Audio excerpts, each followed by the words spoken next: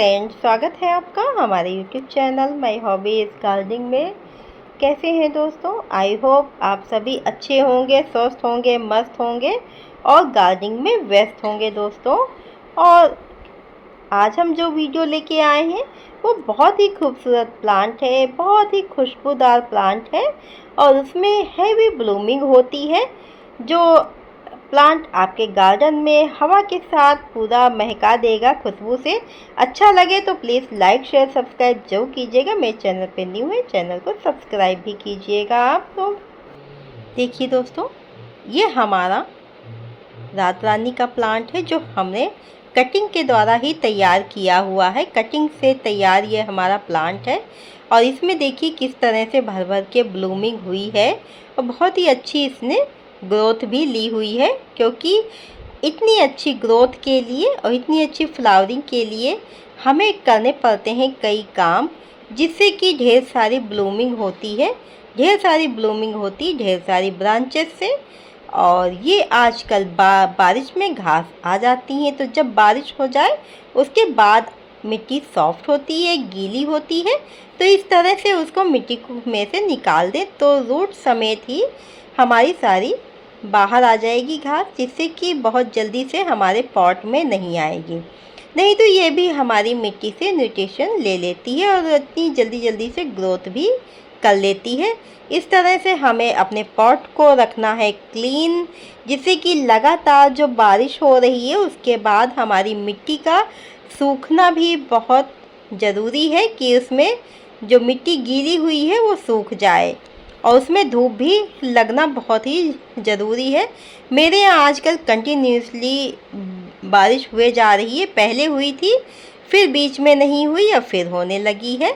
और इसको अच्छी सी ब्लूमिंग पाने के लिए आप इसको फुल सनलाइट में रखिए। और अगर आपके पास ये प्लांट नहीं है तो अभी आप ये प्लांट कटिंग से ईज़िली तैयार कर सकते हैं। ये कटिंग से बहुत आसानी से हमारा प्लांट तैयार हो जाता है। और एक ये खुशबूदार प्लांट है, इसमें बहुत ही अच्छी खुशबू होती है। जो रात के समय इसके फ्लावर्स खिलते हैं तो रात के समय इसमें खुशबू बहुत ज़्यादा होती, सुबह इसके फ्लावर्स सारे नीचे झड़ जाते हैं और इसमें खुशबू इतनी होती है कि हवा के साथ वो खुशबू पूरे गार्डन में फैल जाती है। आपके घर में भी हवा के साथ ही इसकी खुशबू आएगी। और इस तरह से इस प्लांट को एक लेके आप कई सारे प्लांट्स अपने गार्डन में तैयार कर सकते हैं। ज़मीन में होता है तो बहुत ही बिग साइज़ का हो जाता है, पॉट जैसा आपका होगा उस साइज़ का आप ये प्लांट होगा। और जिस साइज़ का आप रखना चाहें उस साइज़ का भी आप अपना प्लांट रख सकते हैं।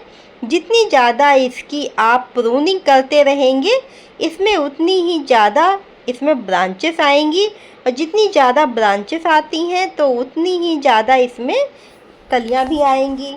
तो जब ब्रांचेस ज़्यादा होती हैं तो हमारे प्लांट में कलियां भी खूब सारी आती हैं और फ्लावरिंग भी खूब अच्छे से होती है। हमारा तो बहुत छोटे से पॉट में है, आपने देखा है, क्योंकि मैंने छोटे पॉट में ही कटिंग लगा दी थी तो उसी में वो ग्रो हो गई, तब तो ये इसी में है अभी। और अगर आपके में फ्लावरिंग नहीं आ रही है तो आप अच्छे से उसको फुल सनलाइट दीजिए और उस पॉट की अच्छे से मिट्टी की गुड़ाई कीजिए।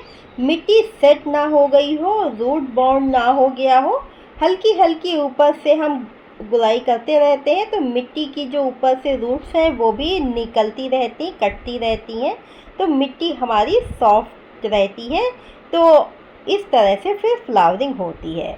और उसमें डालने के लिए हमें फर्टिलाइज़र की भी ज़रूरत होती है, क्योंकि जितने ज़्यादा हैवी ब्लूमिंग के प्लांट होते हैं उनमें उतनी ही हमें फर्टिलाइज़र की नीड होती है, उतना ज़्यादा ही हमें उसमें फर्टिलाइज़र टाइम टू टाइम देना पड़ता है।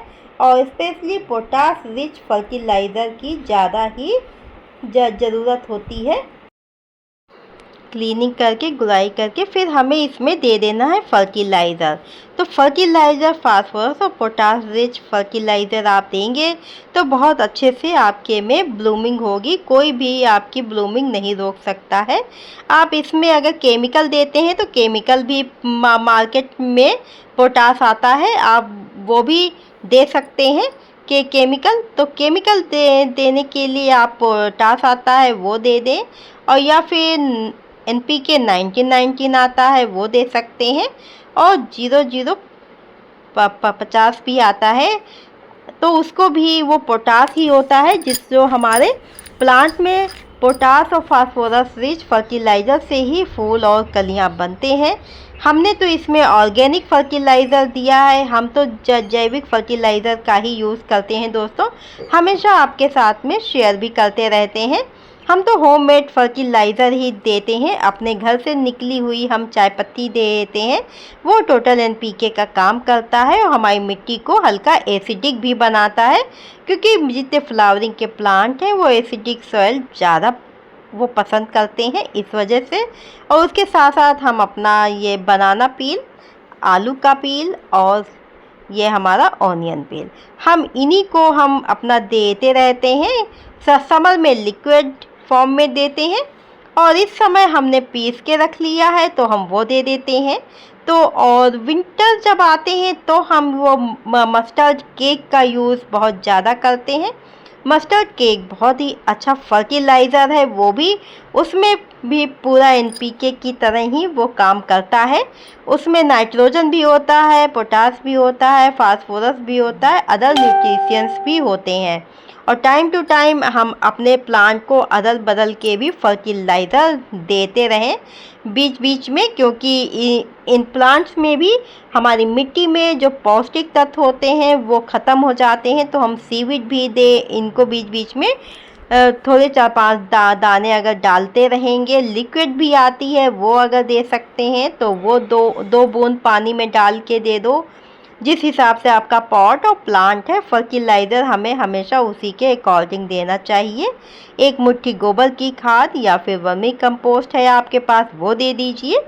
जब आप इस तरह से अपने प्लांट का ख्याल रखेंगे और तो 100% आपके प्लांट में ब्लूमिंग आएगी, क्योंकि रातरानी बहुत हैवी ब्लूमिंग करने वाला प्लांट है इसमें। और इसमें दिन का राजा भी आता है, वो भी अच्छी से ब्लूमिंग करता है। प्लांट पे जब फ्लावर आते हैं, उसके बाद जब फ्लावर झड़ जाते हैं तो इसकी हल्की हल्की आपको प्रूनिंग कर देनी है। हल्की हल्की प्रूनिंग से क्या होगा, आपकी और भी ज़्यादा शाखाएं आएंगी।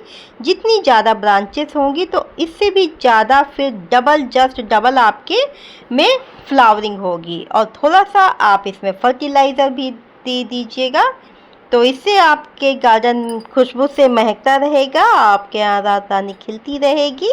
और रातरानी का फूल तो रात में ही खिलता है, तो इसलिए फ्लावर दिखा पाना तो बहुत मुश्किल होता है। इसलिए मैंने इस तरह से आपके साथ में शेयर किया है, आपको मैंने फ्लावर दिखा दिया है। और मिलते हैं फिर नेक्स्ट वीडियो में न्यू टॉपिक के साथ।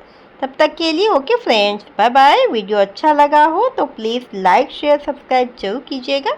मेरे चैनल पे न्यू है तो चैनल को सब्सक्राइब भी कीजिएगा, बेल आइकॉन भी प्रेस कीजिएगा।